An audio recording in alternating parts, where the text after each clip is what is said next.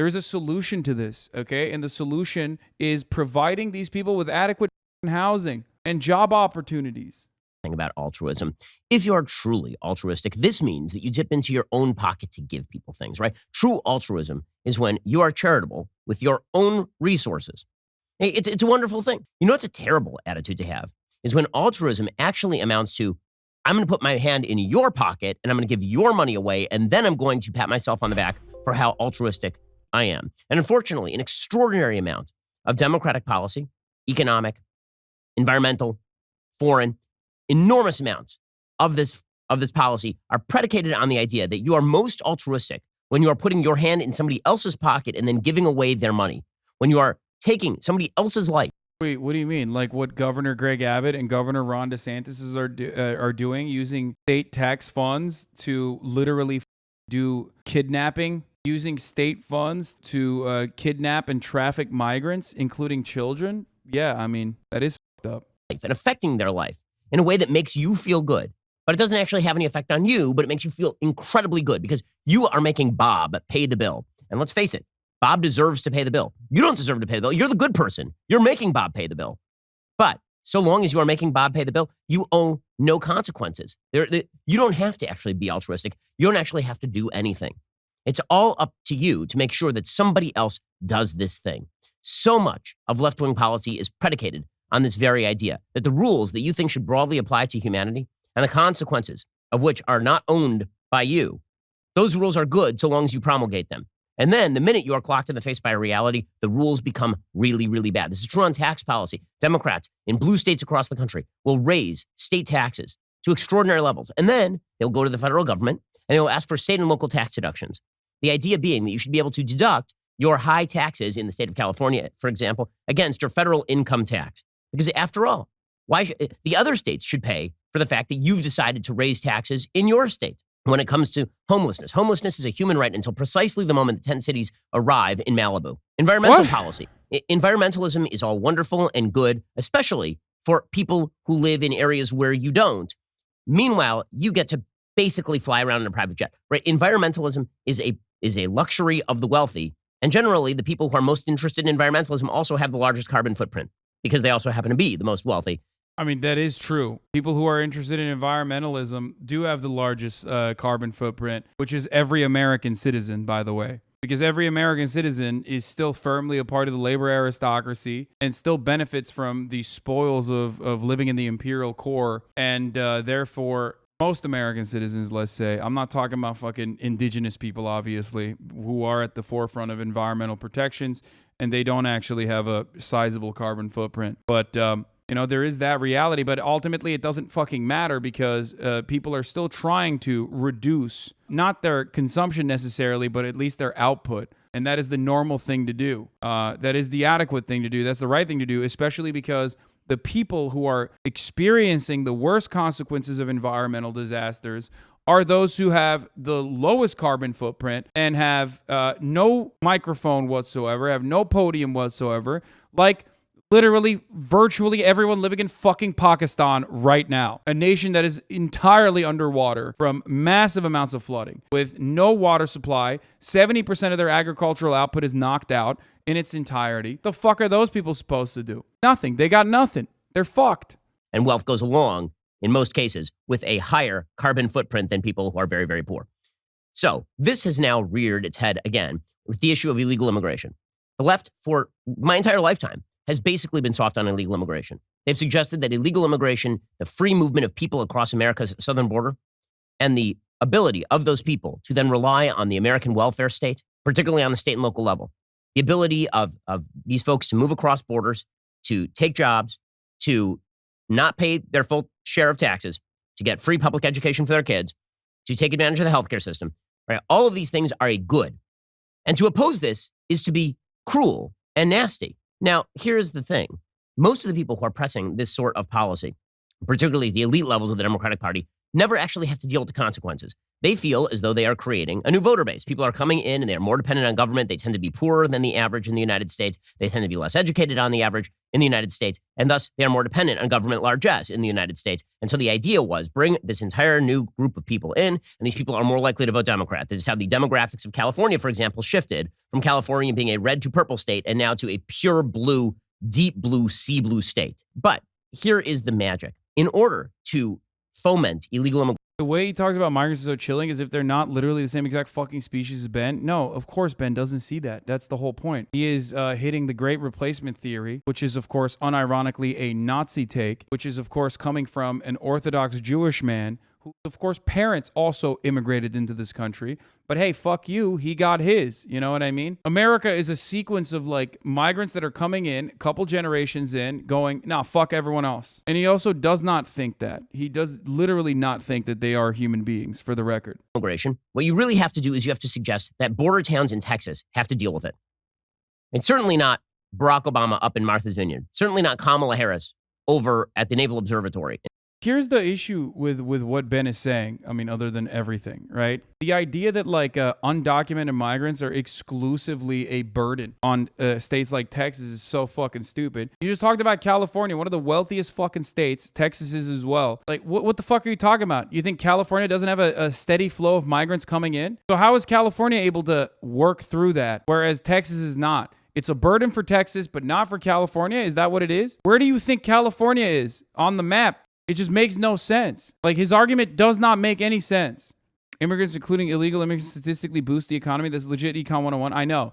Libertarian, by the way, but no free travel libertarian, which is hilarious. The great replacement theory is also fucking insanely idiotic because it goes against what the GOP, what the Texas GOP is doing right now, which is finding a way to, make the Latino population there, which is Texas is historically at a huge Hispanic population, obviously, because of where it fucking is and what it fucking was as a state historically, Spanish and then Mexican territory. But again, Texas GOP is working on ways to, get the Hispanic population to vote for the Republican Party, which they are relatively successful on, partially because the Democrats absolutely suck. But again, that's why they always act like migrants are a monolithic force for evil. They're coming into the country to do crimes, or they're coming into the fucking country to steal your jobs or something, or they're coming into the country to like vote for the Democratic Party. I mean, here's one way that they would stop voting for the Democratic Party if the right wing was not cutting agitprop that demonized them.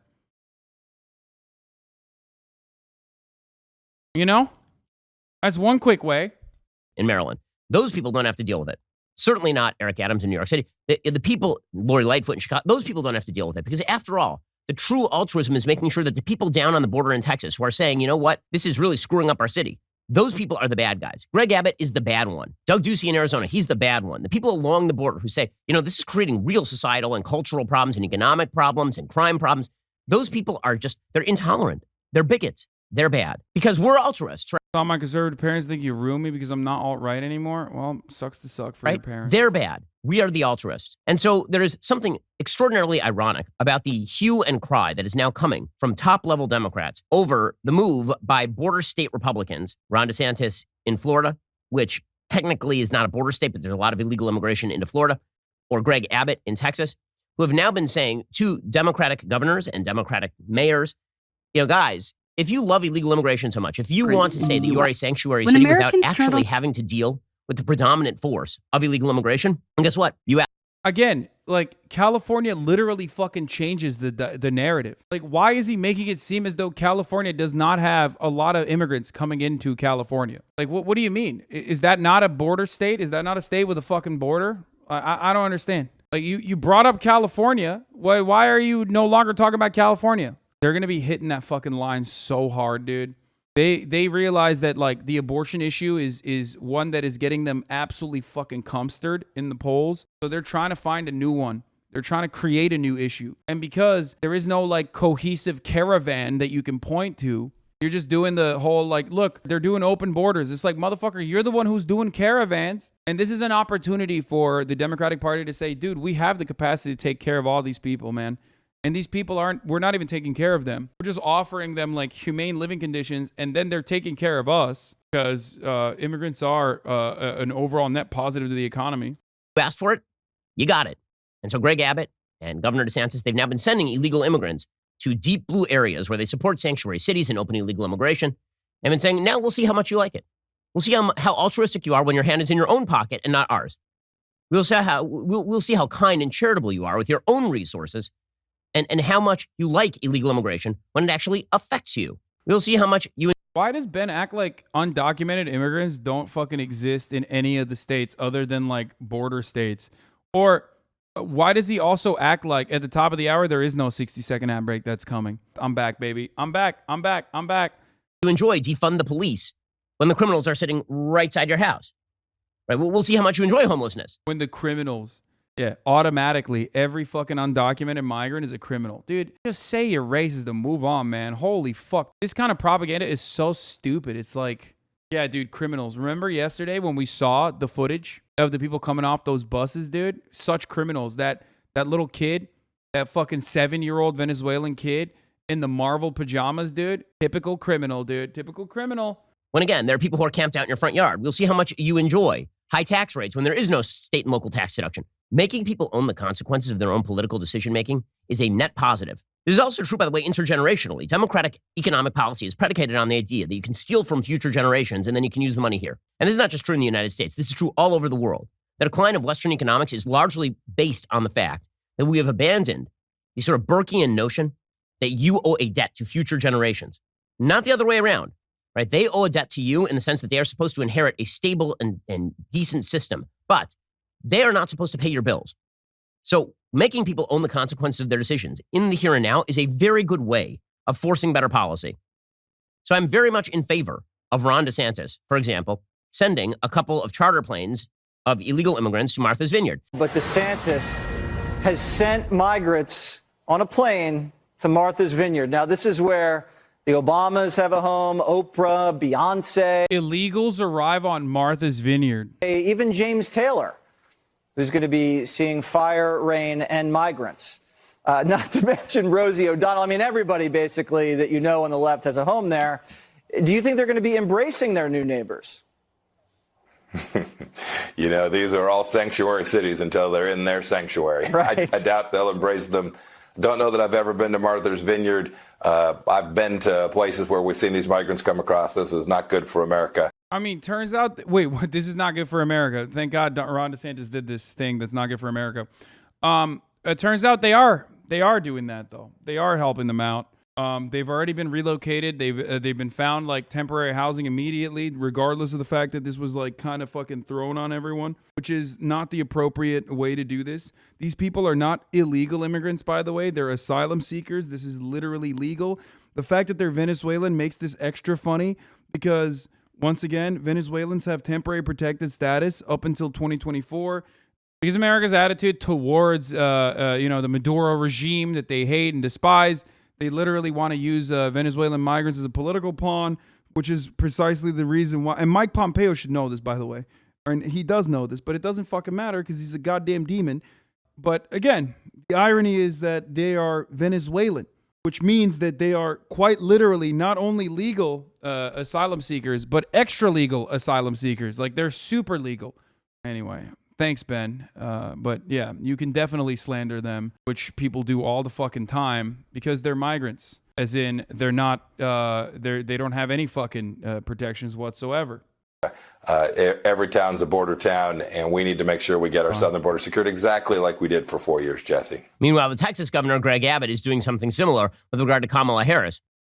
Buses filled with migrants from our southern border have just arrived outside Vice President Kamala Harris's residence at the Naval Observatory in Washington, D.C. Griff Jenkins is live on the scene to tell us more. Griff, is that Massachusetts Avenue that I'm looking at right there? Yeah. Good morning, Steve, Ainsley, and Brian. This bus just arrived moments ago. I talked to some of the folks. Apparently, this bus has come from Del Rio, Texas. Okay, so the typical response in the media is, this is horrible. How could they do this? So just to get this straight, when a bus filled with migrants arrives in Del Rio, Texas, that's a net good for the United States. That's a good thing because forcing Del Rio, Texas to take all those people in is great. Remember a few years ago when there was a migration crisis under President Obama.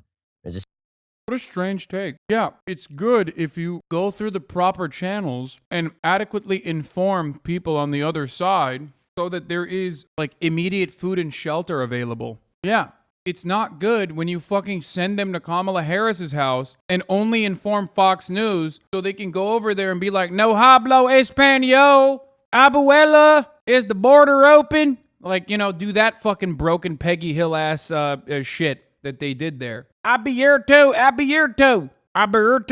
Donde está la biblioteca? city in California called Murrieta, and there are a bunch of residents there who are saying, don't take these buses here. Like, we live here. We don't have the resources to take care of these people. They're just going to be sitting around in the bus station. The only reason why this is fucking insane is because no one was informed. These people, when they come in through El Paso, have proper protocols to go through, which every single one of these fucking people had actually gone through. How conveniently is Ben Shapiro avoiding that fucking reality, by the way? And we don't know who they are. We don't know their backgrounds. We don't know how to feed them. And the people of Murrieta were treated as though they were terrorists. Like, how dare these people not just, I mean, don't It's we not have true. a statue? And on that statue, it says that we should take in our tired, our weary, our huddled masses yearning to be free. Right? Don't we have, I mean, the Statue of Liberty, the Statue of, okay, now, this has been a typical Democratic talking point for a very long time, but it turns out that the Statue of Liberty is in New York. Okay, fine. So if we send the migrants to New York, then presumably everything should be hunky-dory, right? If we send the illegal immigration wave that has been fostered by this administration, we're talking in excess of 1.3 million illegal immigrants have entered the country since Joe Biden took office. And that is not counting the gotaways, which could be up to another million. And when you have that many people who are arriving and they are swamping border towns, those towns don't have the resources for them. So why not send them? I mean, income inequality, guys. Equity. Why not? I have literally no problem with taking migrants, legal asylum seekers, and relocating them to greener pastures. There is no issue with that whatsoever, as long as people are adequately informed ahead of time. These are people who are already going through the legal process. It doesn't even fucking matter. The legality in the situation is something that you can offer to every single migrant that's coming through the American borders. It's just that Americans do not want to do that. Many asylum seekers themselves would most likely take up that opportunity because opportunity is what they are looking for. Part of the reason why they want to stay in places like Texas and Florida is because they have a better chance of getting work and have a support system because they already have family members there. Why would you rip them away from that if they can become more valuable contributing members to society in places like that? It's not like these places do not need the extra help. They certainly do. Why not send them to the richest enclaves in America, places like Martha's Vineyard? Why not send them to Malibu? Why not have them camp out outside Barbara Streisand's house? After all, if you're in favor of these policies, you should own the policies, should you not? You should be the person who's willing to pay for those policies, should you not? You shouldn't be foisting them on the people who are unfortunate enough to live at the border that you have decided to leave wide open in complete defiance of basic governmental duty. At this stage, it kind of doesn't matter what is actually happening on the ground because Republicans can put a spin on it no matter what.